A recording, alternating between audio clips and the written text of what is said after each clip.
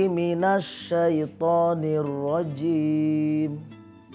Bismillahirrahmanirrahim. Wal yakhshal ladzina law taraku min khalfihim dzurriyyatan dhi'afa. Pemirsa, assalamualaikum warahmatullahi wabarakatuh. Barusan saya membaca firman Allah ini pemirsa. Surah An-Nisa ayat 9. Dalam ayat ini diceritakan wal yakhshal ladzina law taraku min khalfihim dzurriyyatan dhi'afa. Hendaklah kalian para orang tua merasa cemas, merasa khawatir, merasa takut kalau kalian meninggalkan generasi yang lemah. Karena itulah pemirsa, pada kesempatan kali ini kita mencoba untuk ngobrol bagaimana caranya mendidik anak supaya anak kita menjadi anak yang sukses dunia dan akhirat. Tentu kita akan kembali pemirsa setelah yang satu ini.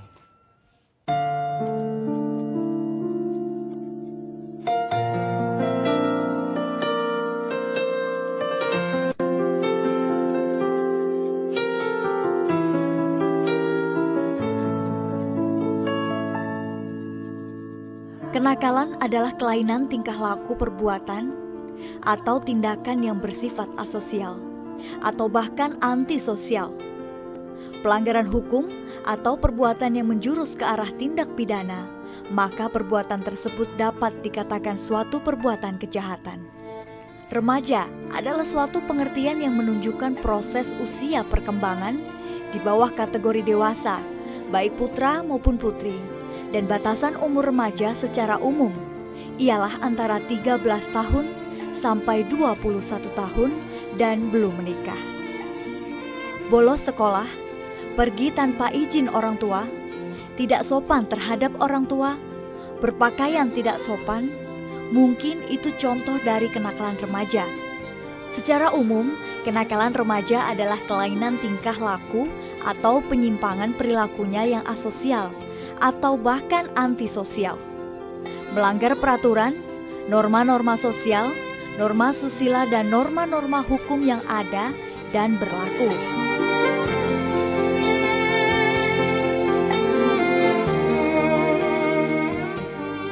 Pemirsa, orang tua tentu akan merasa bangga kalau dia punya anak yang sukses, anak yang pintar, anak yang berhasil, anak yang berakhlak mulia, ngajinya pinter, di sekolahnya juara kelas, sekolahnya nggak bolos, nggak seperti kayak tayangan tadi. Tahu-tahu dirazia, ngeri. Jangankan orang tuanya, ibu bapaknya, neneknya turut bergembira, turut merasa bangga ketika ada orang nanya, anak siapa ya? Sekolahnya bagus, ranking ke-1. Juara matematik, ngajinya pinter, di masjidnya rajin, akur dengan teman-temannya. Neneknya kan pasti bilang begini, siapa dulu dong, cucu gua gitu, neneknya. Gitu.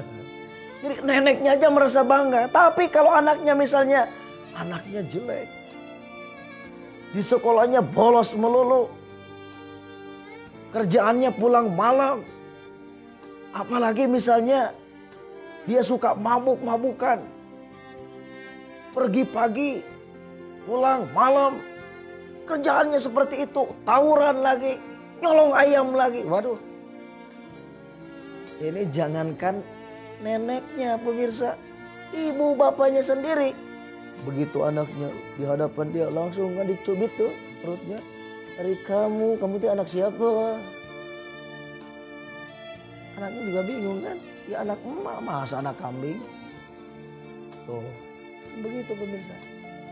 Makanya dalam Al-Quran tadi, surah An-Nisa ayat 9, Allah subhanahu wa ta'ala menegaskan, وَلِيَخْشَى الَّذِينَ لَوْ تَرَكُوا مِنْ خَلْفِهِمْ ذُرِّيَّةً ضِعَافًا.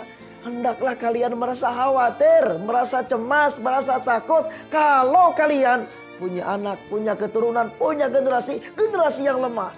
Macam-macam lemahnya pemirsa. bisa lemah iman. Itu yang paling bahaya. Sekarang ini zaman internet pemirsa. Katanya kalau dari tahun 70-an itu kerjaan anak-anak di tahun 70-an itu pagi-pagi sekolah.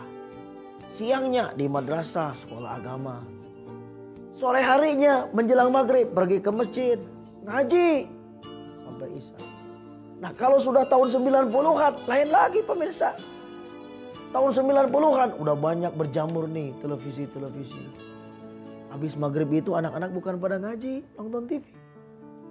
Apa dilarang nonton TV? Enggak. Ini kan pemirsa lagi nonton TV. Ya kan? Iya. Makanya lihat saya. Nonton TV itu boleh. Kalau ada faidahnya, ada manfaatnya. Apalagi untuk meningkatkan keimanan. Ya kan? Itu tahun 90-an. Tahun sekarang, waduh. Kita kebanjiran teknologi pemirsa. Internet menjamur di mana-mana. Salahkah anak kita menguasai internet? Enggak. Bisa Facebook kan? Enggak salah. Bisa BBM kan? Enggak salah. Yang salah bagaimana? Kalau anak kita dikendalikan oleh internet, itu yang bahaya. Makanya penanaman keimanan itu harus. Makanya jangan sampai anak kita lemah iman, bahaya. Yang kedua, lemah akhlak. Ngeri kan pemirsa, kalau kita menyekolahkan anak, di sekolah malah tawuran. Atau ke sekolahnya bolos. Atau kita ngasih uang untuk SPP, malah disikat, diembat. Bukan dibayarin ke sekolah, malah dipakai mojok sama doi. Nah, itu bahaya juga pemirsa. Itu lemah akhlak namanya. Atau misalnya berani sama orang tua. Yang seharusnya orang tua itu dihormati, dimuliakan. Ini malah berani melawan sama orang tua. Sakit. Di sini sakitnya pemirsa. Bagaimana seharusnya kita mendidik anak supaya tidak kecolongan? Kita akan lanjutkan tentu setelah yang satu ini.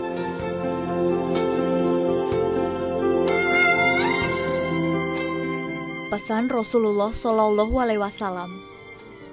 Ajarilah anak-anak dan keluargamu dengan kebaikan dan didiklah mereka. Hadis riwayat Abdul Razak dan Sa'id bin Mansur.